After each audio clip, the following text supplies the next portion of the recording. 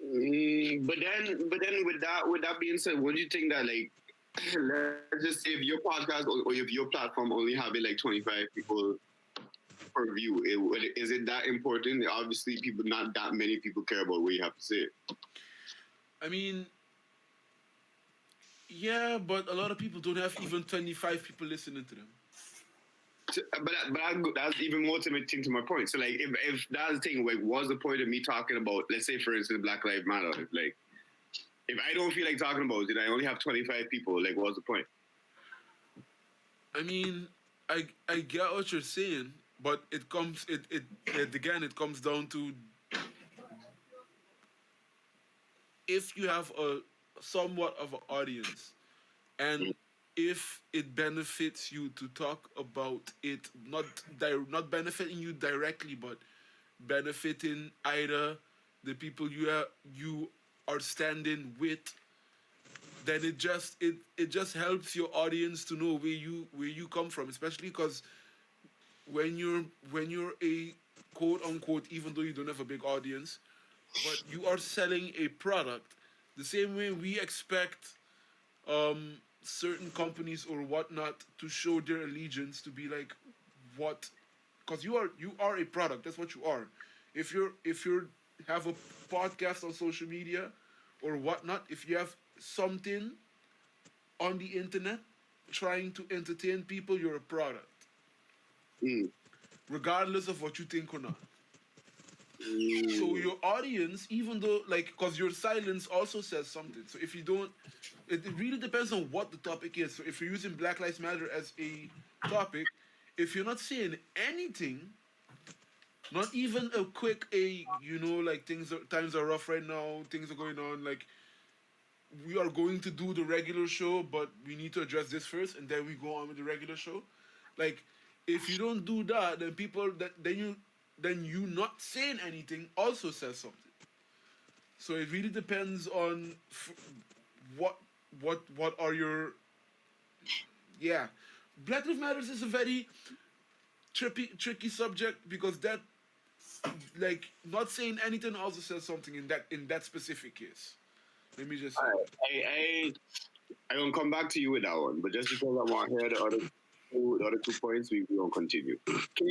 I had a question basically, and is like, does it matter if a Louis Vuitton or let's say some luxury product or a clothing brand says Black Lives Matter? Like, is that something that we actually care about, or No, no, no, no, no, no, no. like, It, let's say H&M, for example, a place where Maybe yes, maybe yes, maybe yes. I was going to say initially no, but thinking about it, yeah, it does make a difference. But it's a hollow message if they're just saying Black Lives Matter, but then within the company they're not enforcing or they're not implementing that same mentality as well. yeah. because I was just watching another one of the Joe Budden podcasts, and he was talking about Complex. There was this lady who used to work at Complex and wrote this whole letter and stuff. Complex, being a platform for everyday struggle, if you're not familiar. Yeah. But basically, we're showing how Complex putting out these Black Lives Matter statements and saying how they stand in solidarity with the movement, etc. But then she's talking about there's a whole lot of instances that show that they don't really value Black people. And these is other conversation I've been hearing people talk about where it's like Black people constantly skipped over for promotions, or like in the corporate space in general, not just at like a complex where you have Black people working at a place for 5 years and some white person who is less qualified comes in and they get promoted within no amount of time, type of things. Basically saying that y'all don't really value your Black employees, type of thing, or Black life within your company, but you're trying to put up this statement that is, like you say, kind of basically a hollow statement. But this is why I'm kind of like, I still, because here's where you come in with the tackle then, because when they say something and this comes out, then you can address it. But if they say silent, this does not come out, and then people will not even know that this is going on to begin with. So I would rather them come out and support something, and then people put fire under the ass to be like, oh yeah, you support us? Well, let's see if you really support us. You understand? That's the only way you're going to find out what really going on is what's going on, what's not going on. Because if they stay quiet, then it's free for us to assume the other thing. You understand? So I would rather them to just say something for me to know. Okay, how are we gonna tackle this situation? You understand? Okay, I have a question to respond to that. Let's say it's a company that you already support, you already buy from. Let's say since you're a music person, back shop music place. Like, Yeah. if they don't put out a statement saying Black Lives Matter, does that mean you don't shop with them anymore, for example? But that's the thing. It depends on. Look, for example, with Bucks, yes. Like, would I like it if they do it? Yeah. I mean, like, hey. But at the same time, like, I'm not expecting Bucks to do anything. But those are not the companies I'm looking at. I'm looking at, like, even though, like, yes, music. I'm looking at certain industries that specifically the music industry, where if you look at the history of music, like from rock and roll to rap, all created by black people. So when it comes to specific industries, I have a more razor eye look at them. If you look at the clothing industry, I'm looking at them specifically because when it comes to looking at clothing trends and stuff like that, it's the black community that sets the trend that everybody else follows. So certain companies that go to black people specifically to promote their products, I'm looking at you when it comes to Black Lives Matter because you've been profiting out of the black community to begin with. So when it comes to Sony, when it comes to these companies that profited off of black people, I am looking at the statement from you because Sony made a majority of the money from Michael Jackson to begin with. So yeah, was he really like black? certain, huh? Come on. Let's get serious, guy. We know what Michael Jackson is. I understand what you're trying to say, but we know what Michael Jackson is. He's black. The Jackson 5, Alright. like all of the like when it comes to certain things, like I'm more razor focused on certain companies because they've been profiting off of black people. So if you look at the Netherlands, for example, like if what is this radio name 53 Phonex. Phoenix. If they didn't come up with a statement, for example, I'd be like, what? You understand? Because I expect it from certain companies. I expect a sort of reaction. I'm not expecting a reaction from Chick-fil-A. You understand? But then, if equality is the goal, shouldn't it be a blanket something throughout all big companies? Yes, but Whether they directly benefit for black people or not, they should have at least have black people in those companies as well. Yes, I get. Have a chance. Don't they also deserve to be looked after and be like, hey, why nobody taking after you as well?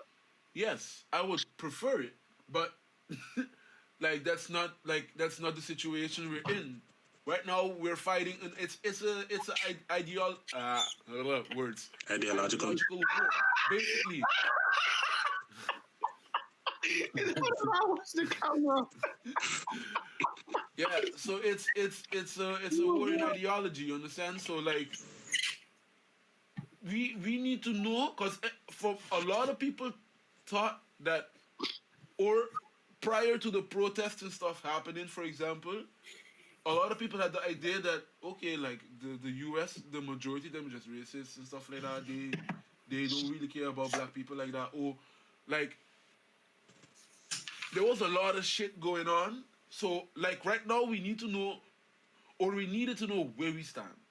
Like how many people actually support us and how many people just fake supporting. And the only way you're gonna find out is by everybody making statements and then showing receipts. Now, if you're making a statement and you're showing the receipts, you're actually behind us. Regarding the responsibility, whether you have to or not, I feel it kind of depends on your platform and it depends on the topic in a sense that, like, let's say for us, with our level of expertise, how much can we really say on COVID that would be helpful?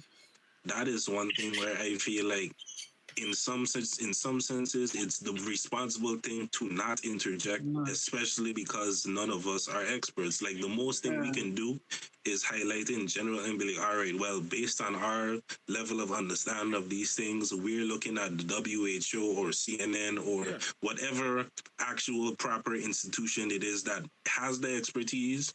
To me, that is the responsible thing. If it's just like social issues and Black Lives Matter or something like that, we are all Black people. We have an opinion on that. I feel like that is well within our realm, our wheelhouse, our level of expertise for us to give actual, somewhat beneficial opinion on.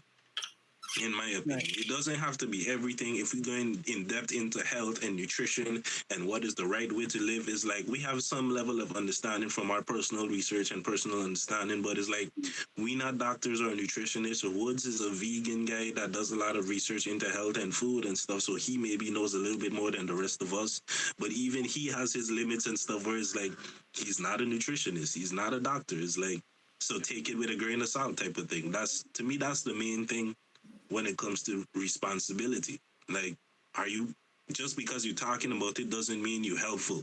Well, I wanted to go back to what Wood was saying. The whole thing about not saying something is saying something. I feel like that's kind of a dangerous statement, because what about those entertainment areas, or let's just move away from this podcast. What about those entertainment areas that people go to for relief? I get that, but you can still, if you use entertainment for a bit, look at Dave Chappelle, known as a comedian, still took the time, even though he's a comedian, and even though people like you go to him to laugh and stuff like that, he brought some light to it. Mind you, I wouldn't even, the special that he did was not. It wasn't a comedy. It was more a public address. And because just the way he is and his mannerism made, even though I wasn't laughing because it was funny, but more of the irony of it, that it was really, like, it was true, like it was just facts what he was saying, and just the way he is made me laugh a little bit, but I wouldn't say it was funny. And not everybody can do what he did, but regardless, like, if you're a Black comedian, if you're a musician, like, cause you are, especially living in the States, you are going through the same things that most Black people go through, or you went through it prior to making it in life. So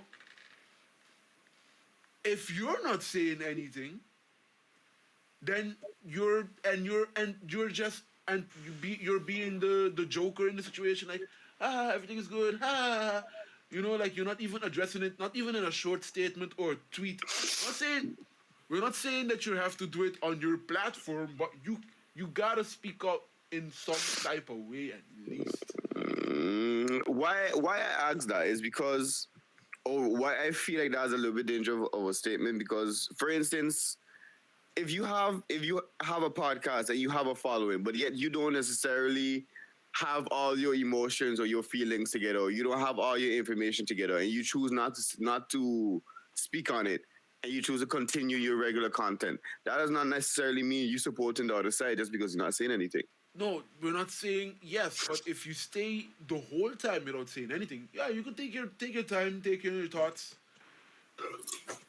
feel what you need to feel, and then make your statement.